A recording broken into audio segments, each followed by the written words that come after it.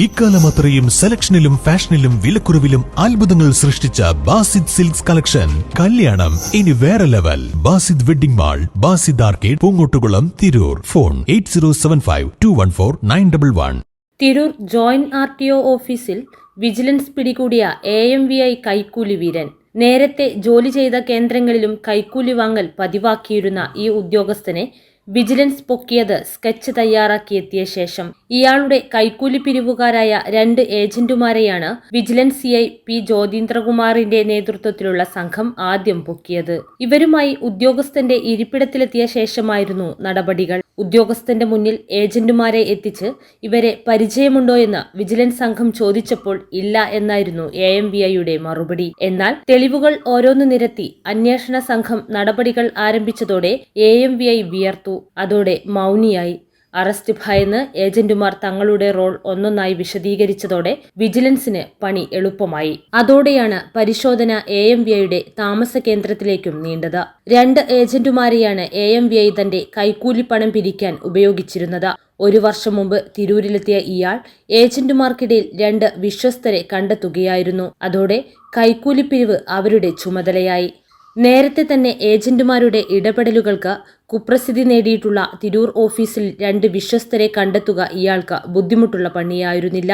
ഏജന്റുമാരിൽ നിന്ന് വിഹിതം ശേഖരിച്ച ശേഷം മുഖ്യ ഏജന്റ് ഫ്ളാറ്റിലെത്തിയാണ് കൈക്കൂലി നൽകിയിരുന്നത്.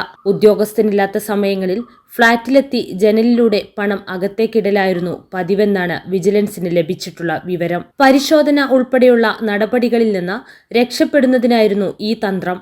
നേരത്തെ ജോലി ചെയ്ത കേന്ദ്രങ്ങളിലും വിജിലൻസിന്റെ നോട്ടപ്പുള്ളിയായിരുന്നു AMVI. ചെക്ക് പോസ്റ്റ് പോലെയുള്ള കേന്ദ്രങ്ങളിൽ ഇയാളെ നിയോഗിക്കരുതെന്ന് വിജിലൻസ് സർക്കാരിന് റിപ്പോർട്ട് സമർപ്പിച്ചിട്ടുള്ള അതിമിടുക്കനായ ഉദ്യോഗസ്ഥൻ കൂടിയാണ് ഇയാൾ. പാലക്കാട് ജില്ലയിൽ ജോലി ചെയ്യുന്നതിനിടെ കൈക്കൂലിയുമായി പിടികൂടിയതിനെ തുടർന്നായിരുന്നു ഇത്.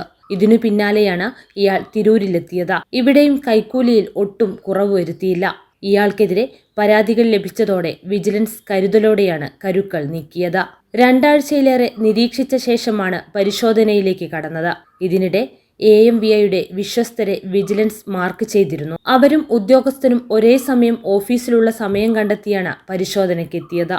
സിവിൽ സ്റ്റേഷനിൽ വന്നിറങ്ങിയ സംഘം ആദ്യം കെണിയൊരുക്കിയത് ഏജന്റുമാർക്കായാണ്. ചോദ്യങ്ങൾക്ക് കൃത്യമായ ഉത്തരം നൽകാതെ ഇവർ തടിയൂരാൻ ശ്രമിച്ചെങ്കിലും എല്ലാം അറിഞ്ഞെത്തിയ അന്വേഷണ സംഘത്തിനു മുന്നിൽ അവർക്ക് അധികം പിടിച്ചു നിൽക്കാനായില്ല. കൈക്കൂലി പണം പിരിക്കേണ്ടത് സംബന്ധിച്ചും മറ്റുമുള്ള AMVIയുടെ വാട്സപ്പ് ഓഡിയോ വിജിലൻസ് ഏജന്റുമാരുടെ ഫോണിൽ നിന്ന് കണ്ടെടുത്തു. അതോടെ തങ്ങളുടെ ഇടപാടുകൾ ഏജന്റുമാർ വിജിലൻസിനു മുന്നിൽ അക്കമിട്ട് നിരത്തി.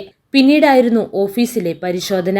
കൈക്കൂലിപ്പണ ഇടപാട് സംബന്ധിച്ച് ഏജന്റുമാരിൽ നിന്ന് ലഭിച്ച വിവരങ്ങൾ ശരിവെക്കുന്നതായിരുന്നു ഓഫീസ് പരിശോധനയ്ക്കിടെയുണ്ടായ സംഭവങ്ങൾ.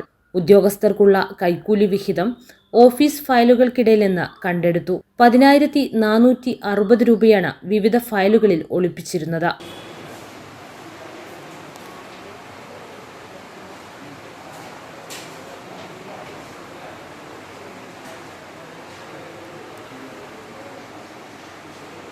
ഇത് സംബന്ധിച്ച വിവരം നൽകിയത് ഏജന്റുമാരായിരുന്നു. ആഴ്ചതോറും 40,000 രൂപ വീതം ശേഖരിച്ചു നൽകണമെന്നാണ് ഏജന്റുമാർക്ക് AMVI നിർദ്ദേശം നൽകിയിരുന്നത്. ഇതിനായി സ്വരൂപിച്ച 8,000 രൂപ ഏജന്റുമാരിൽ നിന്ന് പിടിച്ചെടുത്തു. ഓഫീസിലെയും ഫ്ളാറ്റിലെയും പരിശോധന മണിക്കൂറുകളാണ് നീണ്ടത്. Anakkayam agricultural officer Sameer Muhammad, vigilance senior CPOമാരായ KT ഹനീഫ, ഷൈജു, ധനേഷ്, CPOമാരായ അഭിജിത്ത്, സുധി എന്നിവരാണ് പരിശോധനാ സംഘത്തിലുണ്ടായിരുന്നത്. Editor live, Tirur.